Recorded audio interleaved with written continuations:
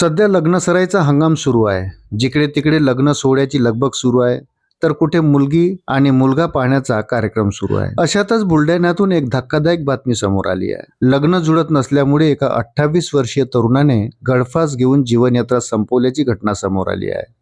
या घटनेमुळे सर्वत्र हळहळ व्यक्त केली जात आहे. मिळालेल्या माहितीनुसार बुलढाणा जिल्ह्यातील संग्रामपूर तालुक्यातील सोनाळा गावात ही घटना घडली आहे. या गावात राहणाऱ्या एका 28 वर्षीय तरुणाने स्वतःच्या राहत्या घरी गळफास घेऊन आत्महत्या केली. हरीश अरुण वानखेडे वय 28 असं मृत झालेल्या तरुणाचं नाव आहे. लग्नासाठी स्थळ येत नसल्याच्या नैराश्यातून आणि घरच्या हालाकीच्या परिस्थितीमुळे त्याने हे टोकाचं पाऊल उचललं असल्याचं सांगितलं जात आहे.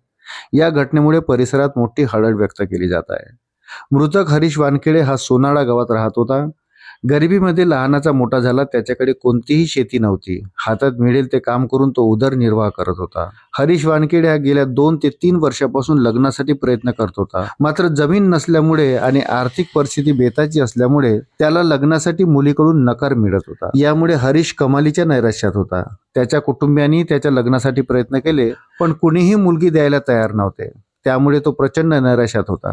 अशातच घरातील सदस्य हे कामानिमित्ताने बाहेर गेले असता हरीशने गळफास घेऊन आपली जीवनयात्रा संपवली. घरातील सदस्य जेव्हा घरी परतले तेव्हा हरीशचा मृतदेह आढळून आला.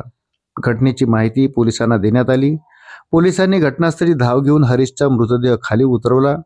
पंचनामा केल्यानंतर हरीशचा मृतदेह शवविच्छेदनासाठी शासकीय रुग्णालयात पाठवण्यात आला आहे. वयाच्या 28व्या वर्षी गळफास घेऊन हरीशने आत्महत्या केल्यामुळे परिसरात हळहळ व्यक्त होत आहे. अशाच नवनवीन अपडेटसाठी व्हिडिओला लाईक आणि चॅनलला सबस्क्राईब जरूर करा. धन्यवाद.